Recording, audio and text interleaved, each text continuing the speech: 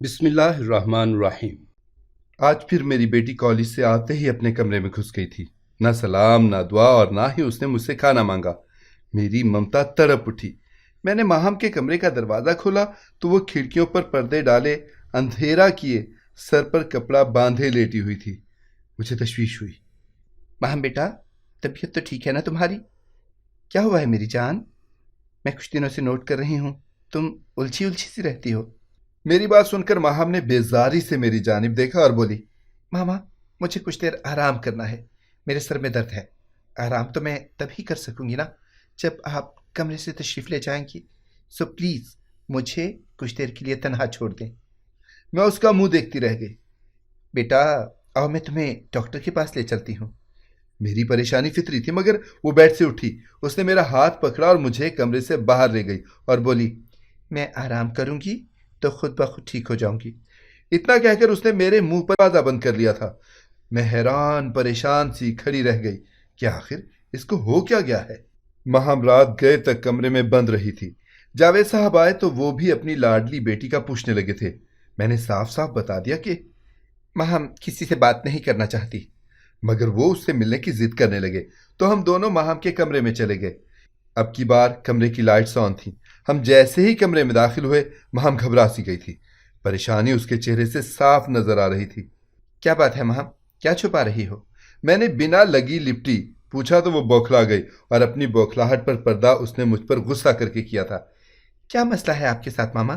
میں اب بچی نہیں ہوں، 17 سال کی میچور لڑکی ہوں۔ مجھے لگتا ہے کہ اب آپ لوگوں کو میرے کمرے میں نوک کیے بنا نہیں آنا چاہیے۔ ماہم کی باتیں سن کر جاوید صاحب مسکرا دیے اور بولے، وقت کتنی جلدی گزر جاتا ہے نا، اور ہم ماں باپ اپنے بچوں کو ہمیشہ بچہ ہی سمجھتے رہتے ہیں، مگر ماہم بالکل ٹھیک کہہ رہی ہے، وہ اب بڑی ہو گئی ہے۔ پھر وہ ماہم سے مخاطب ہوئے، تم ٹھیک 5 منٹ کے بعد نیچے لاؤنج میں آ کر مجھ سے ملو بیٹا۔ جاوید صاحب نے اس بات کو بالکل معمولی لیا تھا، لیکن ماں کا دل تو ڈھیروں وسوسوں میں گھر گیا تھا۔ مجھے دال میں کچھ کالا محسوس ہوا۔ میرا دل ہزاروں وسوسوں کے تحت کانپ اٹھا تھا۔ تھوڑی دیر بعد ماہم نیچے آ چکی تھی۔ اپنے باپ کے ساتھ اس نے ہلکی پھلکی گفتگو کی۔ مجھ سے بات کرنے سے وہ گریز کرتی رہی۔ کھانا کھایا، لیکن مجھے وہ بدلی بدلی سی محسوس ہو رہی تھی۔ اس کی سرخ آنکھیں مجھے مزید پریشان کر رہی تھیں۔ میں نے جاوید صاحب سے ضد کی کہ ہم ماہم کو ڈاکٹر کے پاس لے چلتے ہیں۔ جاوید صاحب نے ماہم کو اپنے پاس بلا کر بٹھایا اور بولے، بیٹا ہم تمہیں ڈاکٹر کے پاس لے چلتے ہیں۔ جیسے ہی انہوں نے ماہم کے سر پر بندھا کپڑا اتارنے کے لیے ہاتھ آگے بڑھایا، وہ بدک کر پیچھے ہٹ گئی اور جلدی سے بولی، میں چینج کر۔ ڈاکٹر بولا کہ پریشانی کی کوئی بات نہیں ہے، ہماری رپورٹس میں آپ کی بیٹی بالکل ٹھیک ٹھاک ہے۔ مجھے مزید تشویش ہونے لگی تھی۔ میں نے بھی ٹھان لیا تھا کہ صبح ماہم جیسے ہی کالج جائے گی، میں پیچھے سے اس کے کمرے کی تلاشی لے لوں گی، تاکہ مجھے پتا تو چلے کہ میری بیٹی کس چیز کو لے کر پریشان ہے۔ انتظار کی گھڑیاں آخر ختم ہوئیں۔ ماہم جیسے ہی کالج کے لیے گھر سے نکلی، میں بھاگ کر اس کے کمرے کی طرف گئی۔ جیسے ہی دروازہ کھولنے کی کوشش کی، وہ مجھے منہ چڑھانے لگا۔ اس کی 17 سالہ زندگی میں ایسا پہلی بار ہوا تھا کہ وہ اپنے کمرے کو لاک کر کے گئی ہو۔ بات واقعی فکر کرنے کی تھی۔ رہ رہ کر میرا شک اقصیٰ پر جا رہا تھا۔ اقصیٰ سے ماہم کی چند ماہ پہلے ہی دوستی ہوئی تھی۔ وہ کردار کی اچھی نہیں تھی، کئی لڑکوں کے ساتھ اس کے افیئرز بھی تھے۔ میں نے جب ماہم کو اس کے ساتھ دوستی کرنے سے منع کیا تو وہ بھڑک گئی تھی۔ ماہم کافی دیر سے گھر لوٹی تھی۔ آتے ہی وہ اپنے کمرے میں گھس گئی۔ میں بڑی دیر تک کرتی رہی کہ وہ کمرے سے باہر آئے، مگر جب وہ باہر نہیں آئی تو میں ہی اس کے کمرے کی جانب چل پڑی۔ کمرے کا دروازہ کھولا تو خاموشی اور اندھیرا ہر سو چھایا ہوا تھا۔ میں دبے قدموں آگے بڑھی تھی۔ ماہم کا چہرہ اندھیرے کی وجہ سے مجھے بڑی دقت سے نظر آیا تھا۔ اس نے سر پر کپڑا باندھ رکھا تھا۔ میں جیسے ہی اس کے بیڈ پر بیٹھی، کوئی ٹھنڈی سی چیز میرے ہاتھ سے ٹکرائی تھی۔ میں ایک دم اچھل پڑی۔ ماہم کی آنکھ کھل گئی۔ وہ مجھے اس طرح اپنے کمرے میں دیکھ کر گھبرا سی گئی تھی۔ اسی گھبراہٹ میں وہ بولی، ماما آپ میرے کمرے سے نکل جائیں فوراً۔ لیکن میں کچھ کہنے ہی لگی تھی کہ وہ چلا اٹھی، آپ جاتی ہیں یا؟ کمرے میں ابھی بھی اندھیرا تھا۔ میں اٹھی اور آخری نظر اس کے بیڈ پر ڈال کر دیکھنا چاہا کہ آخر وہ ٹھنڈی سی کیا چیز تھی جو مجھے محسوس ہوئی تھی، لیکن اندھیرے کے باعث میں دیکھ نہ سکی اور کمرے سے باہر آ گئی۔ شام کے 6 بج چکے تھے۔ اچانک ماہم بن ٹھن کر اپنے کمرے سے نکلی اور گھر سے باہر کی جانب قدم بڑھا دیے۔ میں اس کی جانب لپکی مگر تب تک وہ گاڑی میں بیٹھ کر جا چکی تھی۔ مجھے اس کی بہت فکر ستا رہی تھی۔ میں نے ایک بار پھر سے اپنی قسمت آزمانے کا فیصلہ کیا۔ میں ماہم کے روم کی جانب تلاشی کی نیت سے بڑھی تھی لیکن روم لاکڈ ہی ملا۔ یہ تو اب ماہم نے اپنا وتیرہ ہی بنا لیا تھا۔ کبھی بھی آنے جانے سے پہلے وہ اپنا روم لاکڈ ضرور کرتی تھی۔ میں نے اس کو کال کر کے پوچھا تو وہ بولی، میں ارسلان کے ساتھ آؤٹنگ پر آئی ہوئی ہوں، ڈنر اسی کے ساتھ کروں گی۔ ارسلان ماہم کا چچا زاد تھا۔ میں تو چکرا کر ہی رہ گئی کہ آخر ہو کیا رہا ہے۔ گھر میں بہت خاموشی تھی۔ ایسی ہی خاموشی ہمارے گھر میں ماہم کی پیدائش سے پہلے بھی ہوا کرتی تھی۔ مجھے آج بھی وقت یاد ہے جب میرے ساس سسر حیات تھے اور ہم سب ایک ہی گھر میں رہا کرتے تھے۔ میں گھر کی بڑی بہو تھی۔ میری شادی کے چاند کر گھر میں آ گئی۔ گھر کی رونق دوبالا ہو گئی تھی۔ میری اور آمنہ کی آپس میں تب تک بہت گہری دوستی تھی جب تک وہ ماں بننے والی نہیں ہوئی تھی۔ شادی کے 3 ماہ کے بعد ہی اس نے خوشی کی خبر سنا دی تو سب میری طرف سوالیہ نظروں سے دیکھنے لگے تھے کہ اب تک میں نے خوشخبری کیوں نہیں سنائی۔ میں سارا دن پڑی روتی رہتی تھی۔ آمنہ بھی اب مجھ سے دور دور رہنے لگی تھی۔ اس دوری کی وجہ مجھے آمنہ کی گود بھرائی کی رسم کے دوران سمجھ میں آئی تھی۔ میں رسم کرنے لگی تو اس نے میرا ہاتھ تھام کر مجھے روک دیا تھا اور بولی، باجی برا مت منائیے گا، مگر بانجھ عورت اگر گود بھرائی کی رسم کرے تو یہ اچھا شگن نہیں ہوتا۔ میں حیرت زدہ سے اس کا منہ تکتی رہ گئی۔ مجھے آج تک کسی نے بانجھ نہیں کہا تھا۔ اس نے مجھ پر یہ ٹیگ بھی لگا دیا تھا۔ میرا آمنہ سے اتنا دل برا ہوا کہ ہماری بول چال بالکل ہی ختم ہو گئی تھی۔ مجھے خود اپنا آپ ایک بوجھ لگنے لگا تھا۔ میں جاوید صاحب کی طرف دیکھتی تو آنکھیں آنسوؤں سے بھر جاتی۔ کہیں یہ مجھے چھوڑ ہی نہ دیں۔ آمنہ کے گھر احسن کی پیدائش ہوئی تو میں نے اسے مبارکباد تک نہیں دی تھی۔ میں سارا دن روتی رہتی اور حالات کے لیے دعائیں مانگتی رہتی۔ جاوید صاحب کا بزنس بڑی ترقی پکڑ رہا تھا۔ وہ دونوں ہاتھوں سے دولت کما رہے تھے۔ اب تو میرے شوہر بھی پریشان رہنے لگے تھے کہ آخر اتنی جائیداد جائے گی کہاں؟ ہمارا تو کوئی وارث ہی نہیں تھا۔ چند ماہ کے بعد ہی آمنہ نے پھر سے ساس سسر کو خوشی کی خبر سنا کر انہیں مجھ سے دور کر دیا تھا۔ وہ دونوں اب اپنے بیٹے کے لیے نیا رشتہ ڈھونڈنے لگے تھے۔ مجھے لگا تھا کہ اب تو میں برباد ہو جاؤں گی۔ بھائی کے گھر بھابھی نہیں رہنے دے گی اور شوہر کے گھر سوتن۔ مگر جاوید صاحب میرے لیے تن گئے۔ انہوں نے شادی سے صاف انکار کر دیا تھا۔ آمنہ کی خواہش تھی کہ دوسری اولاد بیٹی ہی ہو۔ انہی دنوں میں نے بھی اپنے شوہر کو اولاد کی خوشخبری سنا دی تھی۔ ہمارے گھر میں بہار آ گئی۔ اداسی گھر کے ہر فرد نے محسوس کی تھی۔ شاید ماں تھی۔ اس کے دل کو علم ہو گیا تھا کہ اس کے ہونے والا بچہ نہیں بچے گا۔ پھر بزنس میں بھی ان کو گھاٹا ہوا تھا۔ فضل بھائی کے گھر کے حالات خراب ہو رہے تھے۔ پھر ہوا یوں کہ آمنہ نے مردہ بچے کو جنم دیا اور میرے گھر ماہم نے آنکھ کھولی۔ ماہم میری گود میں کیا آئی، آمنہ کی تو آنکھوں کے آگے اندھیرا ہی چھا گیا۔ اپنے بیٹے کے باوجود وہ میری ماہم پر نظر ٹکا کر بیٹھی رہتی، ٹھنڈی آہیں بھرتی رہتی۔ مجھے آمنہ سے بہت خوف آنے لگا تھا۔ میں نے جاوید صاحب کی منت سماجت کر کے نیا گھر لینے کو کہا تھا۔ میں یہی کہتی تھی کہ آمنہ مجھ سے میری بیٹی چھین لے گی۔ جاوید صاحب میرے اس خوف کو چٹکیوں میں اڑا دیتے تھے کیونکہ وہ نہیں جانتے تھے کہ میں نے آمنہ کے ہونے والے بچے کے ساتھ کیا کیا تھا۔ مگر جب میری حالت خراب رہنے لگی، مجھے ڈپریشن ہو گیا، تو انہوں نے نئے گھر کی ضد مان لی تھی۔ پھر آمنہ نے ایک اور بیٹے کو جنم دیا جس کا نام انہوں نے ارسلان تھا۔ جس دن ہم نئے گھر میں شفٹ ہونے جا رہے تھے، آمنہ مجھ سے ملنے آئی اور بولی، دعا کرنا اللہ مجھے بھی بیٹی دے، مجھے بیٹیاں بہت اچھی لگتی ہیں۔ اگر اللہ نے مجھے بیٹی نہ دی تو میں تم سے تمہاری بیٹی کو چھین لوں گی۔ میں بد دعا دیتی ہوں کہ اللہ تم سے تمہاری مہم چھین لے۔ آمنہ کی بد دعا یاد کر کے میں نے جھرجھری لی تھی۔ عجیب عورت تھی، اپنے 2 بیٹوں پر بھی راضی نہ تھی۔ اس دن کے بعد ہم نے ایک دوسرے سے ملنا جلنا ہی چھوڑ دیا۔ ساس سسر کے فوت ہو جانے کے بعد تو ہمارا ان سے رابطہ بالکل کٹ گیا تھا۔ نہ ہم ان کی خوشی میں جاتے اور نہ ہی موت پر۔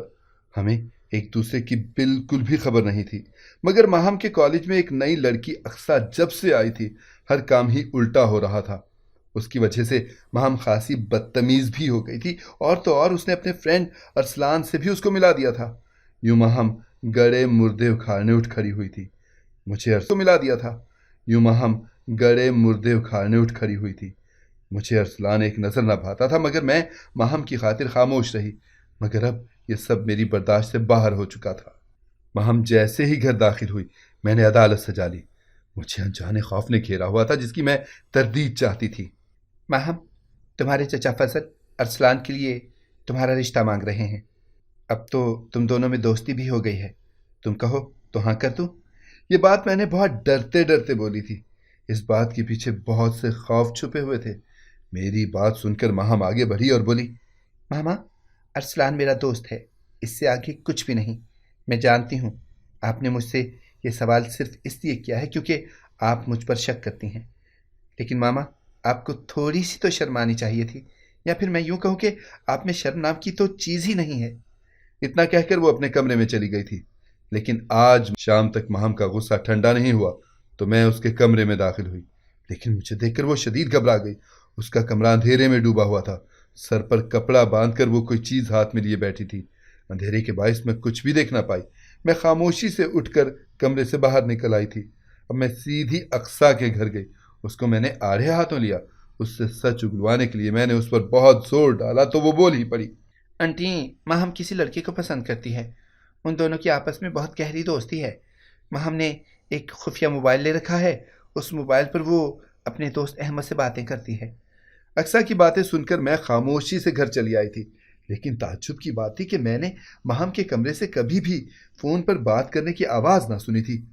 ماہم کے بیڈ پر پڑی ٹھنڈی سی چیز موبائل جیسی بھی نہیں تھی، پر مجھے لگا کہ یہ سب میرا وہم ہی ہے اور حقیقت وہی ہے جو مجھے اقصیٰ نے بتائی ہے۔ گھر آ کر میں نے اس بات کا ماہم سے ذکر نہیں کیا تھا۔ اگر حالات پہلے جیسے ہوتے اور ماہم پہلے کی طرح ہنستی مسکراتی رہتی تو مجھے احمد کے ساتھ اس کی دوستی بہت معیوب لگتی، لیکن اب چونکہ حالات بالکل بدلے ہوئے تھے تو احمد کا نام سن کر میرے سر سے بھاری بوجھ سرک گیا تھا۔ اگلے کچھ دن ہمارے گھر سکون رہا، لیکن اتوار کے دن اچانک فضل بھائی اور آمنہ ہمارے گھر آ گئے۔ میں ان کو دیکھ کے گھبرا گئی تھی۔ ان کو جلدی سے گھر کے باہر سے ہی چلتا کر کے ماہم کے پاس گئی، اس سے جانچ پڑتال کی، مگر وہ نہیں جانتی تھی کہ اس کے چچا چچی ہمارے گھر آئے تھے۔ میں نے دل ہی دل میں شکر ادا کیا تھا۔ ماہم اب بھی کمرے میں ہر وقت اندھیرا کر کے لیٹی رہتی۔ میں اس کی فکر سے آزاد ہو چکی تھی۔ میں نے یہ سوچ کر خود کو سمجھا لیا تھا کہ اس عمر میں لڑکیاں دوستی کر ہی لیتی ہیں، مگر میری یہ بے فکری بھی زیادہ دن تک قائم نہ رہ سکی تھی۔ میں شام میں ماہم کے کمرے میں گئی تو اس کے ہاتھ میں موبائل کے بجائے کچھ اور ہی تھا۔ وہ چیز میں غور سے دیکھ نہ پائی تھی، مگر کچھ تھا جو مجھے اندر تک ہلا گیا تھا۔ میں نے ماہم سے صاف صاف پوچھ لیا، ماہم، آخر تمہارے پاس ایسا کیا ہے جو تم مجھ سے چھپاتی ہو؟ ماما، چھپاتی تو آج تک آپ آئی ہیں کچھ راز کی باتیں، مجھے آپ سے امید نہیں تھی۔ خیر، آپ یہ سب چھوڑیں اور آمنہ چچی کے گھر جائیں، انہوں نے بھی آپ سے کوئی ضروری بات کرنی ہے۔ ماہم کی بات سن کر میں اپنے آپے میں نہ رہی۔ مجھے نہیں معلوم تھا کہ ماہم کس چیز کی طرف اشارہ کر رہی ہے۔ میں فوراً اٹھی اور آمنہ کے گھر جانے کے لیے گاڑی میں بیٹھ گئی۔ ان کے گھر پہنچتے ہی میں خوب برسی، فضل اور آمنہ کو ان کی اوقات یاد دلائی اور صاف صاف الفاظ میں سمجھا دیا کہ میری ماہم سے دور رہیں۔ تو فضل بھائی بولے، یہی بات آج میں تمہاری ماہم کو سمجھانے آیا تھا کہ وہ میرے ارسلان سے دور رہے۔ لگ گئی۔ یہ کیا کہہ رہے ہیں آپ؟ میں پریشان سی کھڑی تھی۔ آمنہ کے لبوں پہ تلخ مسکراہٹ پھیلی ہوئی تھی۔ جو بھی کہہ رہا ہوں سچ ہی کہہ رہا ہوں۔ بس اب مزید کچھ بھی کہنے سننے کی مجھ میں طاقت نہیں تھی۔ میں خاموشی سے گھر آ گئی تھی۔ گھر آ کر میں نے جاوید صاحب کے سامنے اپنا سارا دکھ درد رکھ دیا تھا، اپنے سارے وسوسے ان کو سنا کر رونے لگی تھی، مگر انہوں نے ایک لفظ بھی شفقت کا نہیں بولا تھا، الٹا وہ مجھ پر ہی برس پڑے تھے۔ زندگی میں پہلی بار وہ مجھ سے اتنی اونچی آواز میں مخاطب ہوئے تھے۔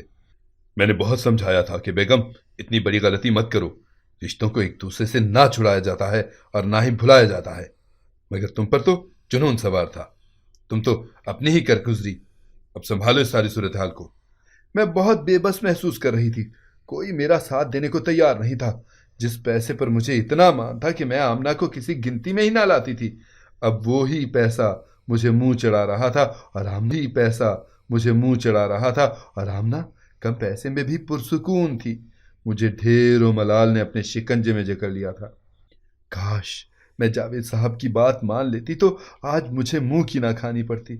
میں کچھ کرنے کی ہمت رکھتی تھی اور نہ ہی طاقت، بس اٹھ کر ماہم کے پاس چلی گئی تھی۔ مجھے کچھ سمجھ نہیں آ رہا تھا کہ میں کیا بات کروں گی، کیا کہوں گی اور کیا سنوں گی، لیکن پھر بھی میں اس کے پاس چلی گئی تھی۔ وہ پھر سے ہاتھ میں کچھ پکڑے بیٹھی تھی۔ میں نے اس چیز کی جانب کوئی توجہ نہیں دی۔ میں نے آخر بات شروع کی تھی۔ ماہم، تم کیا چاہتی ہو؟ میری بات سن کر وہ بڑی سہولت سے بولی تھی۔ ماما، ارسلان کے ساتھ شادی کرنا چاہتی ہوں۔ اس کی بات سن کر میرا دل بری طرح سے دھڑکا تھا، لیکن میں اپنے جذبات پر قابو ڈال کر بولی، ایسا نہیں ہو سکتا، کیونکہ ارسلان اچھا لڑکا نہیں ہے۔ ماہم مسکرا دی اور بولی، تو ماما، تو میرے باپ نے گزارا کیا ہی تھا نا۔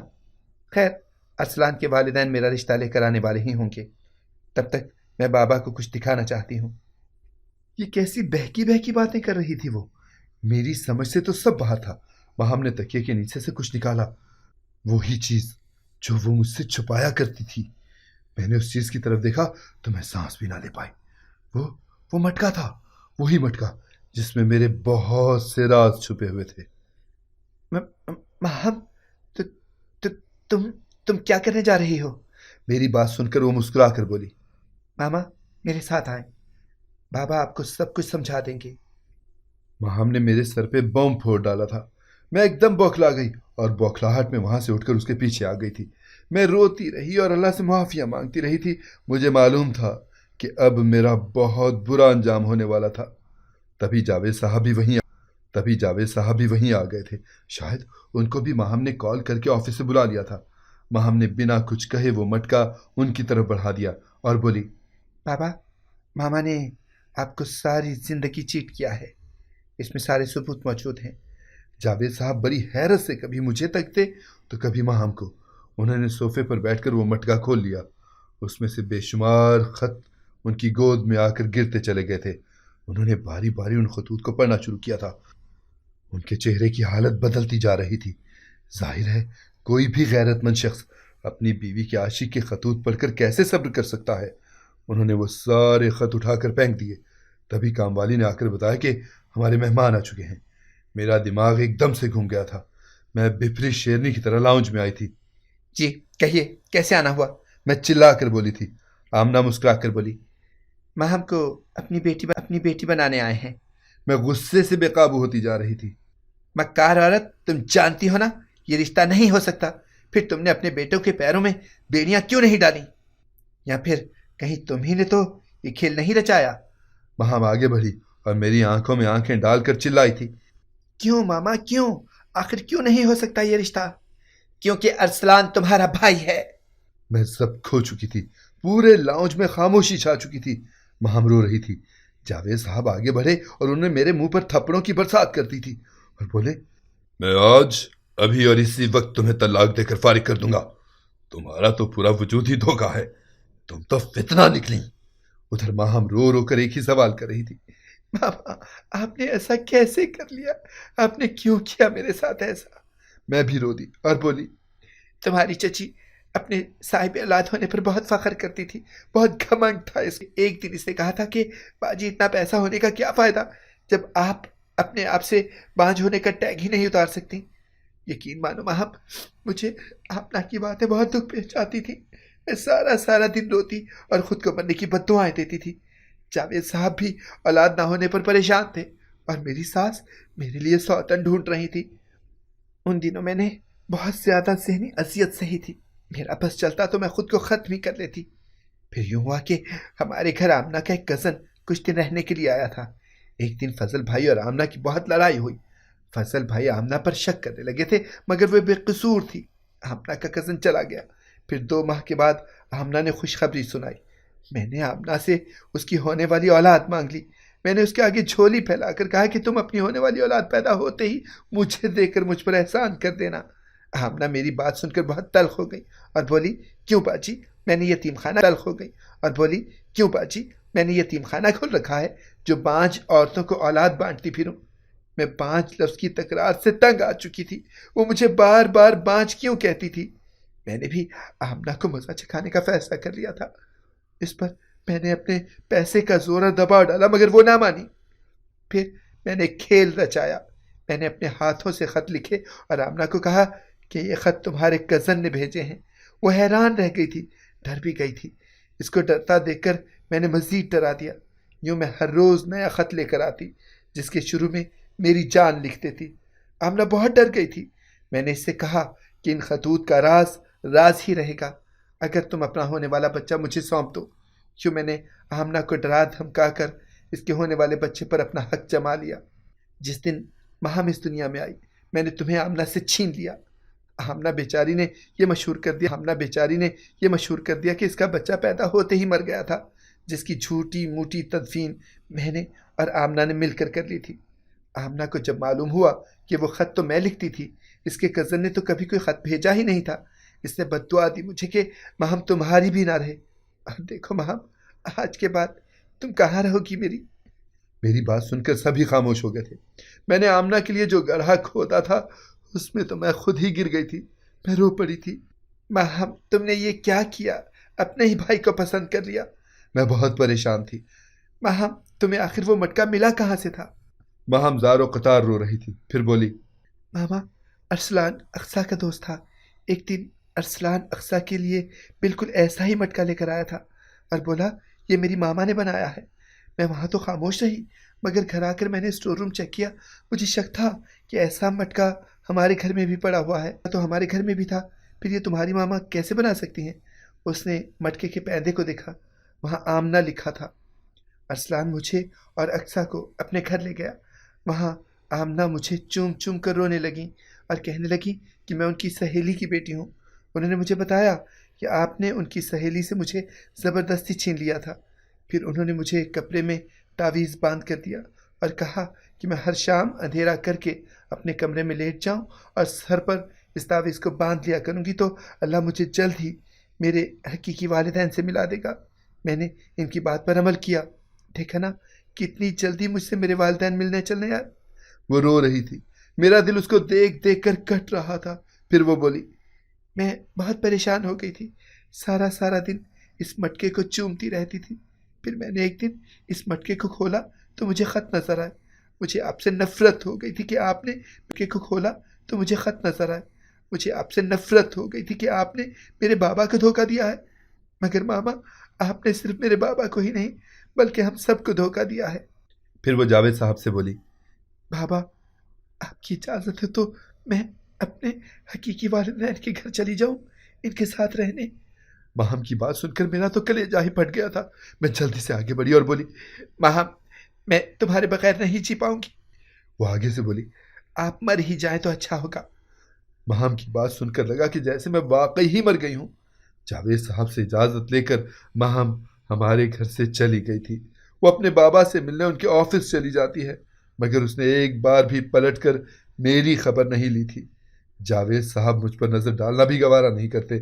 میں سارا دن پڑی روتی رہتی ہوں۔ میں نے لوگوں کے ساتھ دھوکہ کیا تھا، قسمت نے میرے ساتھ دھوکہ کر دیا، اتنا بڑا دھوکہ کیا کہ میں… اگر آپ کو ہماری کہانی پسند آئی ہے تو اسے لائک کریں، شیئر کریں اور ہمارے چینل کو سبسکرائب کریں۔ اگلی کہانی تک کے لیے اجازت دیجیے۔ اللہ حافظ۔